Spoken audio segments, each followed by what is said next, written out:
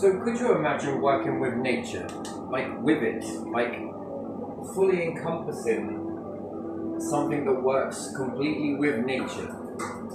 And how do I mean that? So like food being the air that you breathe, yeah? And wow, if you could get this underground farm up into space, yeah, it wouldn't be underground, but still, the concept of it, to be able to fully encase it, part solar panels, part friction, generator if you want to call it that, but there are many concepts to garner electricity. I think working with nature is probably the best way to do it, and we understand that an octopus has 3 hearts, yes? Yeah. So that it can squeeze through a hole, but it does it very quickly. The hearts can still pump blood, even though the rest of it is going to squeeze through. Yeah. This is probably why it needs it, and then depth control as well, to be more deeper under the ocean. Different pressures and stuff like that. But an electric eel, I'm fascinated with this. Now, you'd have to ask yourself, what do animals seem to want to live by? We take this with cats, dogs, hamsters. You notice when we take them out of the natural habitat, predators fall off. Yeah. They also have food supply, constant food supply, and this booms their life expectancy. So, if we were to go back in time and look at a hunter-gatherer and be like, do this, or come here and seek on this. You know, the food, the less predators, and if you were to be able to, and assuming that they speak English, let's say, or there was a way to learn the language and communicate back and forth, and you could hold dialogue and were to say, do you want to go back to where you were, or do you want to carry on living here? What do you think the answer would be? I want to stay here. Possibly. Maybe a few things would be a little bit, but let's just take it from the principle of living in a world where there are predators, food, now and then, lacking of fire. I mean, you turn on a light and it's going to be like, light a fire with a lighter. What the hell? It's going to blow their mind. Now, if you were to go back in time with all of these gizmos and gadgets, that would be interesting to see what would change in the future now. Yes? Yeah. Gifts, let's say from above. Yeah. We know that what we're talking about. If these gifts come in, it blow your mind, right? It blow your mind because it's like, whoa, what the hell is this? It's no different. The teachers teaching each gift. Anyway, so if we take a habitat, and this is where it's justifiable in a way, yes? There's something else that happens with nature. So we would look at trees, for example, and if we were to leave it out there, the trees are a forest out in the wilderness, and it's in the wild, it's experiencing the elements, and it's not just experiencing elements, it's experiencing bugs, and you've seen how such small little beetles in a large number can bring down a whole willow tree. I mean, again, this is their threat, this is their everyday. Soil composition's changing as well. Wind, climate change doesn't just affect humans, it affects all life forms. And the wisest life forms will begin to realize this and begin to shift to do something about it. Now, let's say if we could fast forward, right? And we could then lift the whole entire of everything on the planet up.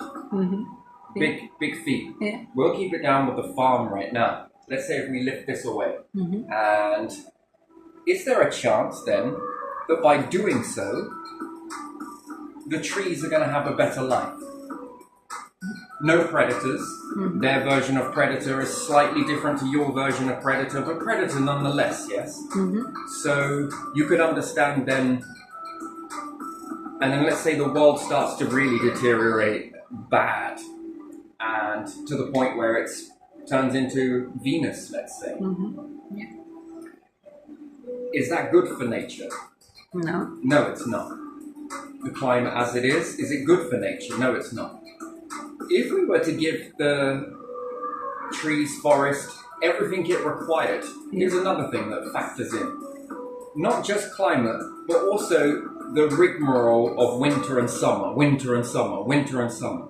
We notice that some trees, certain trees, shut down and then they have a very limited, about 3 to 6 months.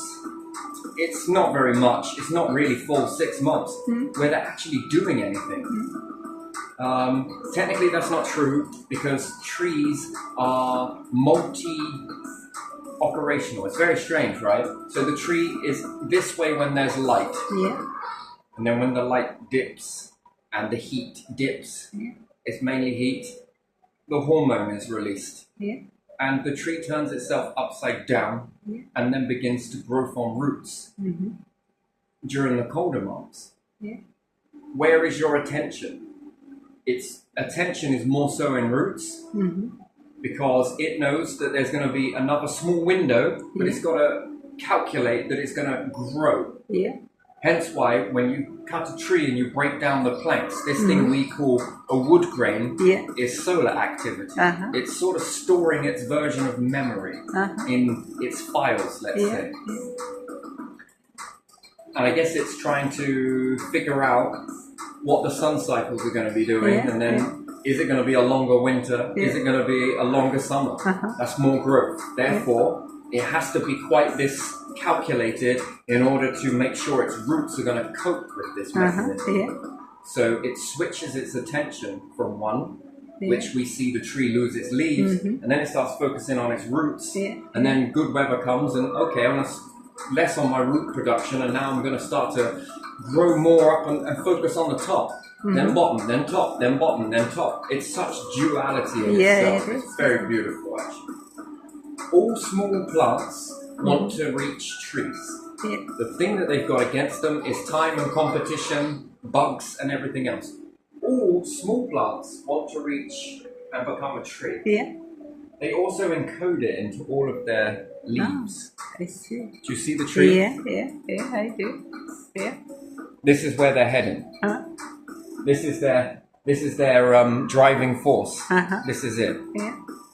So it doesn't want to stay a small plant. No, it wants to evolve. Get bigger. But it works out that it's going to need time, and there are going to be generations, and it's trying to selflessly give its young that opportunity, and they keep passing down this relay baton, if you like, from one seed to the next. When it flowers, creates a seed, it keeps passing this on. Slowly but surely, it's beginning to do this. It's just that our time perception is just not it at the moment, yes? If we were only living for 20 years, not much is going to really change. But when you begin to live longer, your awareness, so you might start to notice things a bit more that something that was living for 20 years wouldn't notice so much. And then there's growth ratio. There's also shrink ratio, but there's more so growth ratio. It also encodes into itself that there are these things that are long coldness that comes for a longer period of time, and there are more expansion on heat. If you've lived long enough, and that's in spirit or being, then you'll begin to see these transitions in a much more broader sense, to understand that the changes are happening. And then you can snapshot this, yes? The longer you live, so let's say if humans evolved to live, which you're on the trajectory to do so, but you have to align things. Better water intake, better food intake, less chemical, more healthier food intake. You're not just what you eat, you are also what your food eats. And this is even vegetables and anything else. If you're forcing this in chemicals and really trying to force its growth, you're not going to get there. That's sort of cheaty way to reach it. It's not the greatest way to go. It really isn't. go this way and learn the hard way, or learn it this way, which is harder in the motion, Yeah. but you'll learn something in the future. You'll put this relay baton into the future. So, there's a lot of things, but evolution is the thing. Yeah? Lost my train of thought for a second because I wanted to bounce onto something else. It will probably come back to me.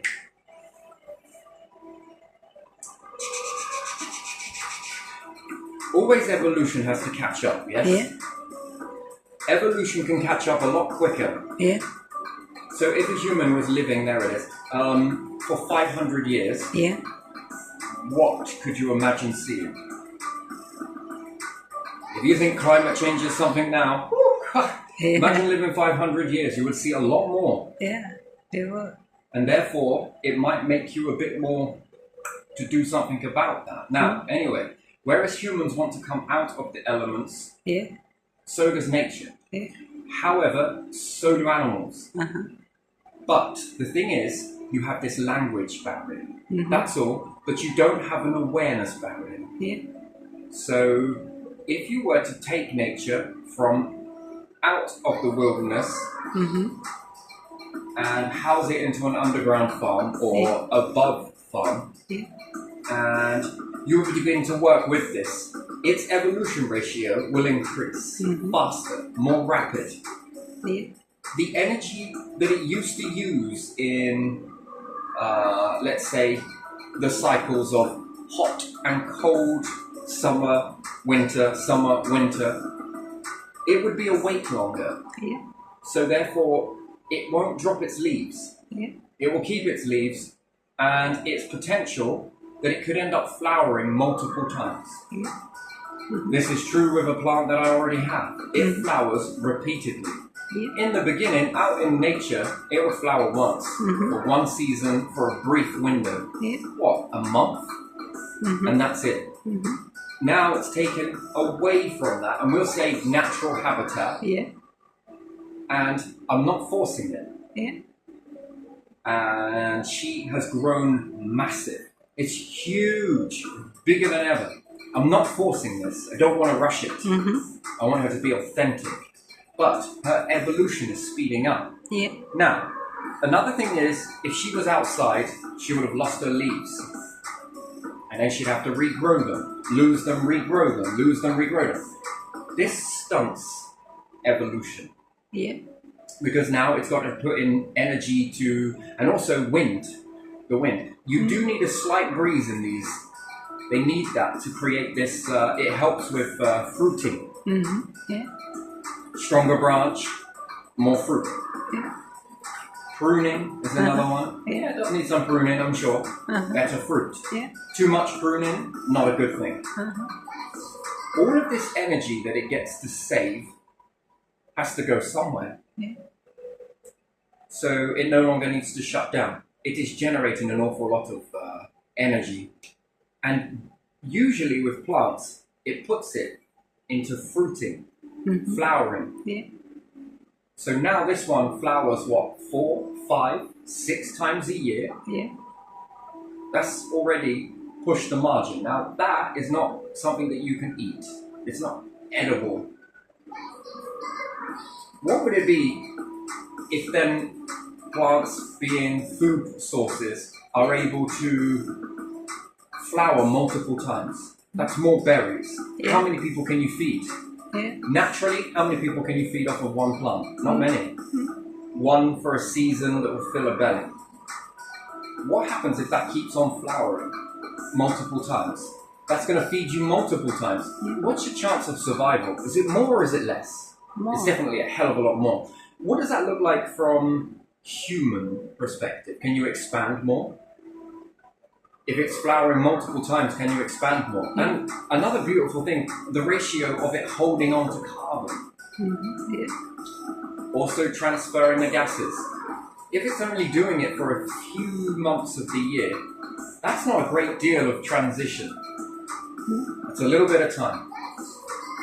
If it's open longer, can it transition your gases? Now, how does that look for humans? Good. Does that mean you can expand more? So the more you begin to play with Eden and expand Eden, selfless, Yeah. it will take care of you Yeah. in multiple ways, feed you. Yeah. It can give you better teas from the leaves. And also, you taking care of it, it's taking care of you. You take care of it, it takes care of you. This is reciprocal, back and forth. You're throwing a ball, it's throwing one back. Mm-hmm. Now, the evolution will begin to... Yeah. Now, if the planet, like I said, was going to be destroyed or whatnot, and you were to move this away, and then another 500 million years pass, what evolutionary changes can happen? But you took it out of the natural environment. Yes? Yeah. Now, when taking this from its natural Yeah. environment and taking care of it, not forcing it, Yeah. just work with it. Yeah. This energy is then driving up even more. Can you have then, after that amount of time, do you think that the plant will continuously produce with enough energy? It takes time, Yeah. but it happens. Mm-hmm. With enough energy that it can continuously flower. And once it's dropped the flower, it's producing a fruit. And again, repeatedly, just over and over and over again. Now what does that look like for a colony?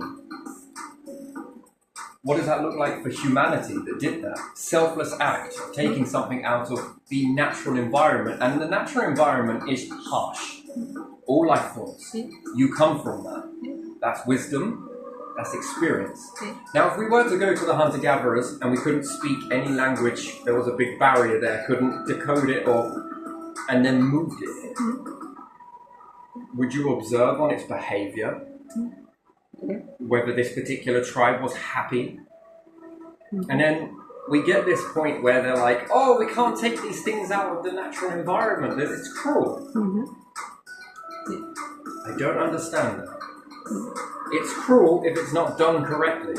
Now, if we go down and get a blobfish and we lift it out of its natural environment, can we not add pressure as we lift? Could you not make an environment? It's probably a bit far-fetched right now, but it could be done. So that there was a large enough tank to lift that out for a particular reason. Maybe that's a different reason. Who knows? Mm-hmm. The bioluminescences. Yeah. If it's possible, that is a mild light source, which looks beautiful. Yeah. Could you imagine putting this into a ship? Mm-hmm. What if there's a correlation between its brightness Yeah. and plants? Maybe that. We don't know it yet. Yeah. We're not knowing it. This will be called aquaponics. Yeah. Again, nature, if you can work with nature in this habitat, Mm-hmm. can this give you something else? Again, when we learn to be selfless Yeah.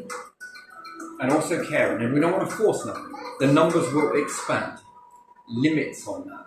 But is it possible to expand that too with the expansion of the food, with the expansion of humanity? And then, therefore, you begin to get this beautiful, beautiful scene. Mm-hmm. There's it. Mm-hmm. This leads me on to this one, which is a bit long-winded, but even still. So you would observe the behavior. Yeah. If you're getting it wrong, adjust. Mm-hmm. Adjust until, eureka. Yeah. Now we're doing God's work, right? Mm-hmm. This is the way you Yeah. could look at it, if you want to look at it from this way. You're doing the divine's work, you're doing the universe's work, whichever way. Now you're becoming it. You're embodying it. If you were to take electric eels, this would be a small tank, yeah? Mm-hmm. But what about if you gave them a habitat that was absolutely beautiful, for one? Yeah. Their numbers expanding will tell you whether they're happy or not. How long they last for inside that habitat, as opposed to what one in the natural environment would last. Mm-hmm. Why would you want these to evolve? What if they get looked after so well that they begin to continuously release a discharge of current, energy? Too many in one tank and they could probably end up doing some damage to one another. I think there's only so much they can take. If there was a way that they release a dopamine effect in them, that they're so happy, that they then begin to create this charge, this resonance, something to discharge into. If you were to tap into the power of this, could this power lights? Could this be stored into a battery? Based on them being encouraged to do so. And then where you have a few in this one, releasing this, you are removing the energy which stops them from doing energy damage to one another, because that's bad for them. But when this one stops, this one starts. When this one stops and this one stops, this one's resting now, because this will be 2. This is the second one. This was the first one. Yes, this one's now resting. And then this one begins to release a charge. Could there be a way to harness this energy in a way that one, selflessly, works for the animal, the creature, and works for the eel? Could this then power electricity for a light? After all, if lights are becoming less and less energy hungry, more and more luminous, therefore producing more lumens, then can these power the lights that go to feed nature? Then does nature go to feed humans, as well as light it up, create warmth, push back at, if you get the best installation that you can find, and build your own habitat up in space? How much on this, along with a friction generator, which would work quite nicely, but also their input is necessary, watching their numbers in a habitat that wasn't cruel. Can they then begin to, with solar panels, by this point, if you're moving away from your star, there's going to need to be a lot more different technologies we created.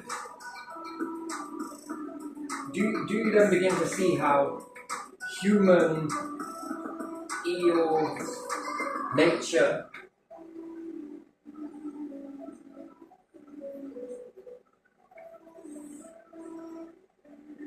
and then we could add in water, we could also say eel/electricity. This new cycle begins to emerge from this. And what do you have in this cycle? Life. But not just any life, evolving life.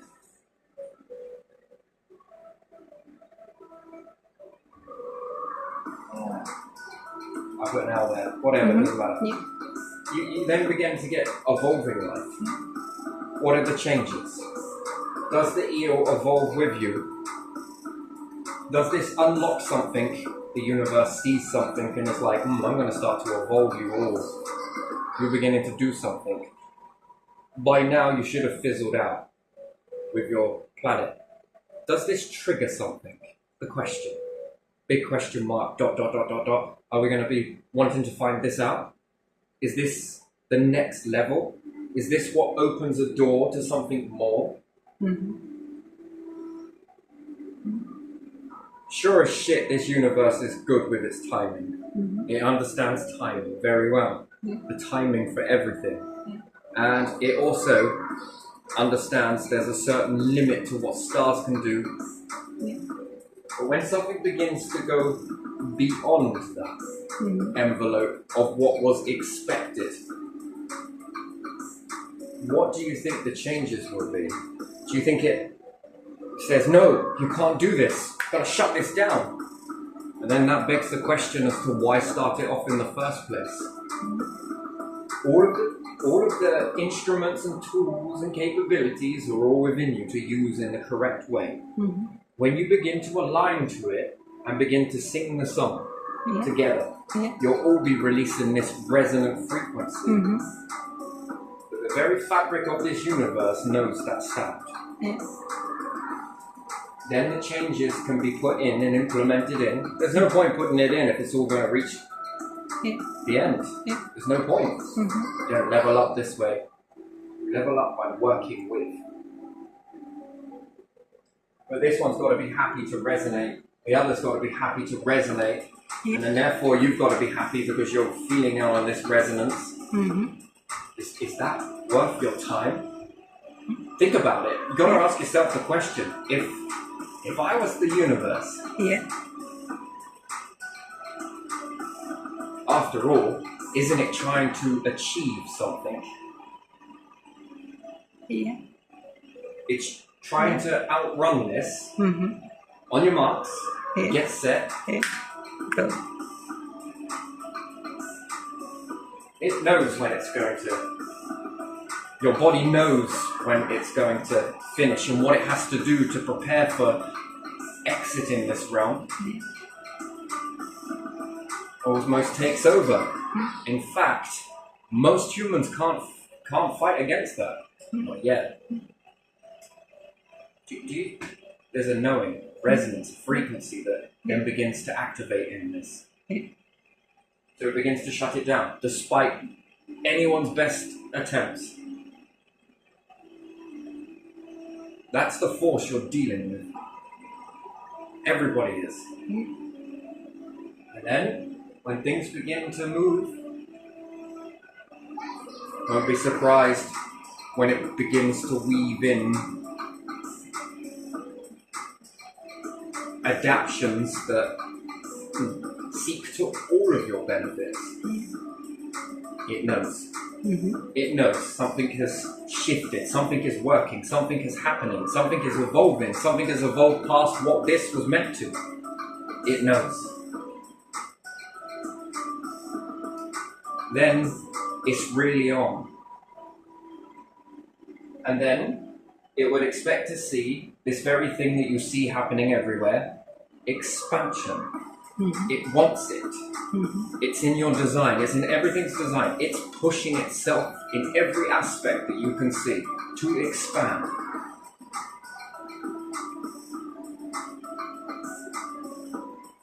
It will work with you, not against you. Mm-hmm. I mean, when these things begin to come together,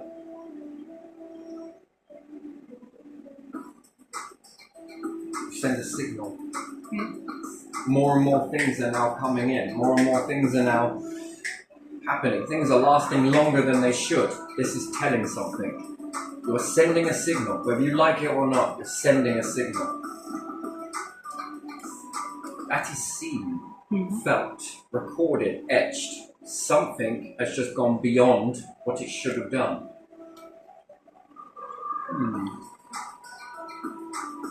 That's more to work with. That requires closer attention. Mm-hmm.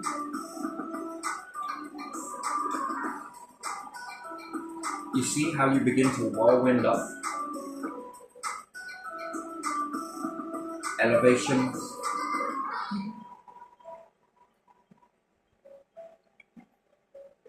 Nature's singing a harmonic frequency. Animals begin to sing a harmonic frequency. Mm-hmm. You are beginning to release a harmonic frequency. Gee me, even just by having foxes aboard, we're going to generate some level of static. What are you going to do with this? Let it build up? We're going to utilize it. It has to be used. Mm-hmm. If not, it'll get too strong. This becomes not good for you. So tapping into this stuff now, yeah, that's something that you probably won't understand too well, is the static generated. With nothing to discharge onto, you need to discharge it into. It's very interesting, isn't it? The very mechanisms, think of beehives, it's going to generate some heat. It's weird, isn't it, that most beings are heat generators? Yeah. Well, that's kind of space ready in a way, isn't it? Okay. Think about it. Space is cold.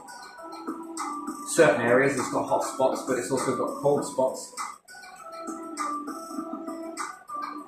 This added, most things are generating a high magnetic field. You'll take the Scandinavian understanding, I usually say this, when the wolf's tail or the fox's tail creates the northern lights. It's beautiful, isn't it? And then if you're then able to get intricate stuff in there, things that are really generating their own light.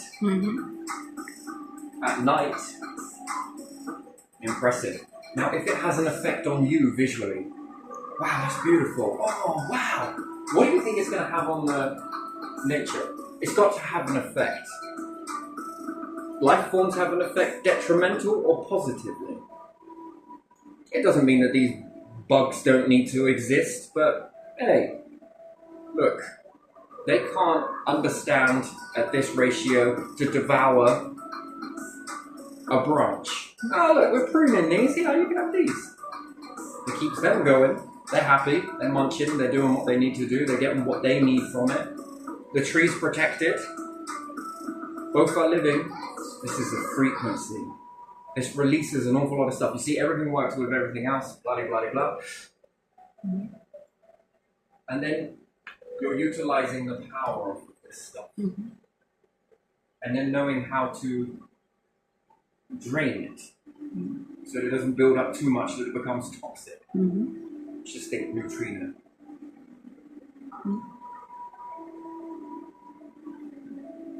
Too much is not good. High power cables. Moon is beautiful, by the way. It's very nice. I get a clear view of that. Nice. Well, I say clear. I see it through the trees. It's very nice.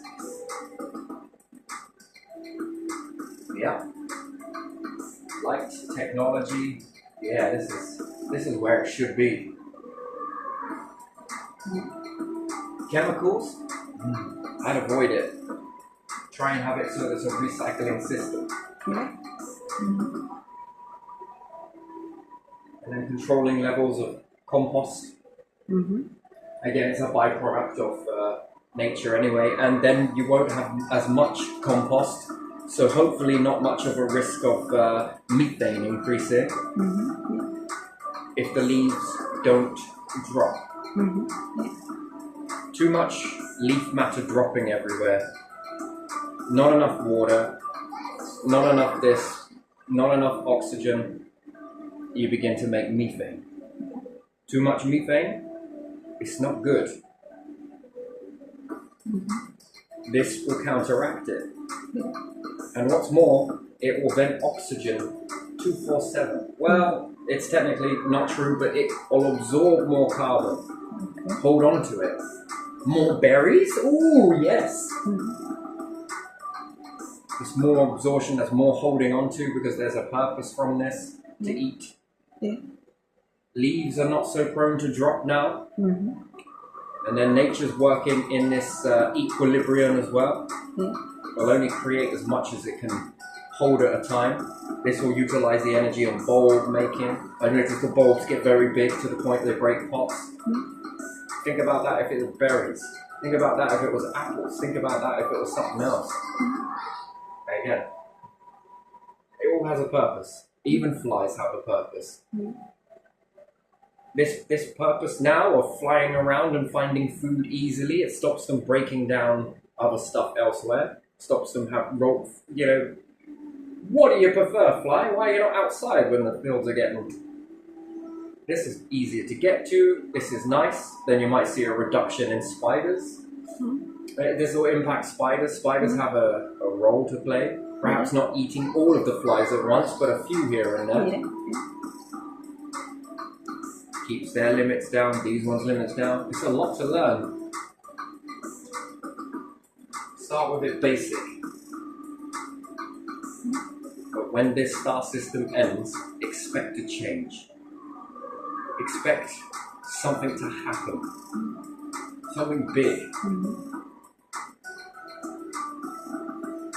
So, if an underground farm, solar panels, you start off basic, Yeah. can be utilized. The Mhm. heat can be one thing. Put it into some food and then eat it and hold on to it. I think that's a better way to be, isn't it? Mm-hmm. If you feel warm off of something that you've cooked with and took some warmth from the lighting or whatnot, you're going to hold on to it. You're going to be less tempted to put the heating on because you've had a hot meal or Yeah. off of this energy anyway, and then you're going to release that slowly. Mm-hmm. That is more cheaper than heating bill. Mm-hmm. Plus the food itself is going to keep you quite warm. Mm-hmm.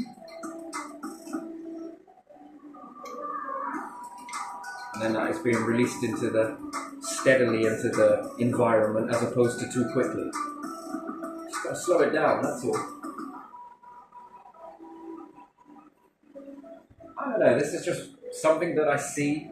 I don't know, been tossing this back and forth. Up to you. Yes.